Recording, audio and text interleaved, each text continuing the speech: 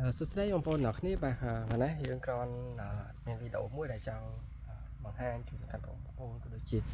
ចង់ធ្វើការជួយដំណឹងទៅកាន់បងប្អូនអ្នកគ្នាថាយើងចាប់ផ្ដើមធ្វើការលក់សម្ភារៈកសិកម្មហើយនឹងក្របពូជពេញហើយបាទអញ្ចឹងឥឡូវនេះដោយសារកន្លងមកយើងអត់សូវបានលក់ទេឥឡូវយើងមូមករៀបចំកន្លែងលក់របស់យើងនៅសៀមរាបវិញបាទដោយសារទីតាំងនៅភ្នំពេញខាងបងប្អូនបុគ្គលិកខាងយើងក៏គាត់អត់សូវមានពេលទៅអញ្ចឹងយើងធ្វើការមករៀបចំនៅសៀមរាបបាទជាកន្លែងបណ្ដោះកូនរបស់យើងដែលយើងរៀបចំឡើង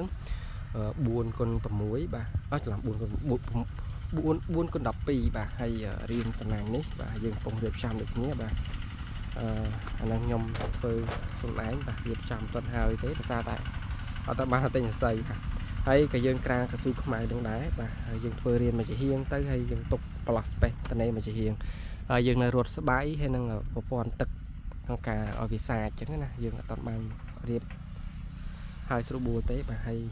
ក្នុងរោងនេះឃើញមានស្មៅច្រើនអញ្ចឹងយើងយកកស៊ូនេះមកក្រាបាទហើយខាងក្រោមធ្នើនេះយើងនឹងយកដីមកចាក់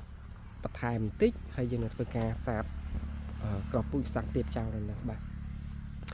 អូខេហើយសម្រាប់ស្បែកខាងនេះគឺយើងសម្រាប់ដោះកូនបាទតេះ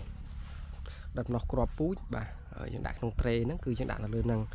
ហើយសម្រាប់ខាងនេះស្បែកតនេនេះគឺយើងសម្រាប់ពូជដែលយើងទៅដោះហើយហ្នឹងគឺយើងយកមកបាយដាក់កាតុងចេះបងប្អូននេះបាទយើងយកមកបាយដាក់អញ្ចឹងបាទនេះបុគ្គលទេសអីអញ្ចឹងណាហើយ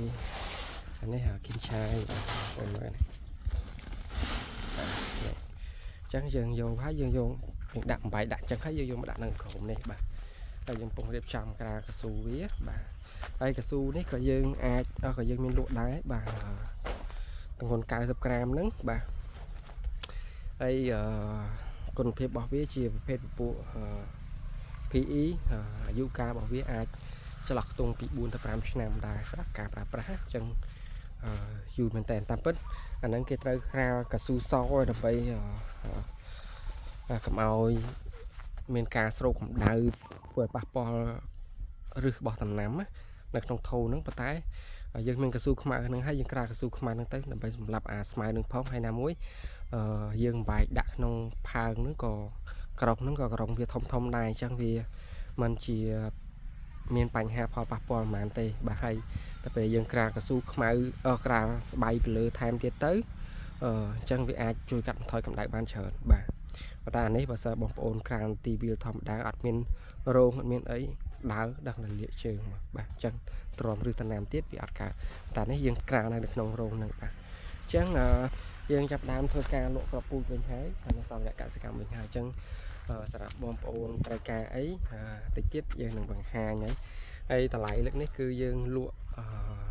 តម្លៃទុនជាងមុនបាទដើម្បីគឺយើងនិយាយត្រង់ទៅគឺយើងនាំពូជចិនយកមកលក់បាទដោយសារតែយើងចង់កាត់បន្ថយការប្រើប្រាស់ពូជរបស់ផ្ទះលេខ2បាទ